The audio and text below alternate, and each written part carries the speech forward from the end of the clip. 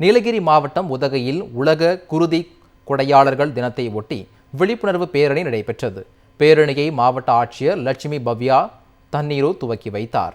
இதையடுத்து செய்தியாளரிடம் பேசிய ஆட்சியர், நீலகிரி மாவட்டத்திற்கு 2 நாட்களுக்கு ரெட் அலர்ட் விடுக்கப்பட்டுள்ளதால் பொதுமக்கள் அபாயகரமான இடங்களில் செல்லக்கூடாது என்று அறிவுறுத்தினார். மேலும் மூடப்பட்டுள்ள சுற்றுலா தலங்களுக்கு செல்லக்கூடாது என்றும், அபாயகரமான மரங்களின் கீழ் வாகனங்களை நிற்கவும் கூடாது என்றும் ஆட்சியர் அறிவுறுத்தினார். பப்ளிக்கு ஒரே ஒரு ரிக்வெஸ்ட், எல்லா லோக்கல்ஸ்க்கு நல்லா தான் தெரியும் எங்க நிற்க கூடாது, எங்க போகக்கூடாதுன்னு. அதே மாதிரி டூரிஸ்ட் கூட வரும்போது வெதர் அப்டேட்ஸ் செக் பண்ணிட்டே இருக்கணும். சோஷியல் மீடியா ஹேண்டில்ஸ் செக் பண்ணிட்டு எந்தெந்த லொக்கேஷன்ஸ் க்ளோஸ்ட் இருக்கோ அங்கே தயவுசெய்து உள்ளே போகக்கூடாது. நம்ம க்ளோஸ் பண்ணியிருக்கோம்னா அங்கே போகக்கூடாது.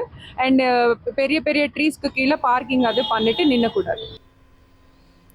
இதனிடையே அரக்கோணத்தில் இருந்து தேசிய பேரிடர் மீட்பு குழுவினர் 30 பேர் அடங்கிய குழு உதகைக்கு சென்றனர். மண் சரிவு ஏற்படும் அபாயம் உள்ள பகுதியாக கண்டறியப்பட்டுள்ள 283 இடங்களை 42 மண்டல குழுக்களை கொண்டு மாவட்ட நிர்வாகம் சார்பில் மிகவும் தீவிரமாக கண்காணிக்கப்பட்டு வருகிறது. மண் சரிவு அல்லது மரங்கள் விழுந்தால் உடனடியாக மாவட்ட நிர்வாகத்திற்கு 1077 என்ற தொலைபேசி எண்ணிற்கு தகவல் அளிக்க வேண்டும் என தேசிய பேரிடர் மீட்பு குழுவினர் தெரிவித்தனர்.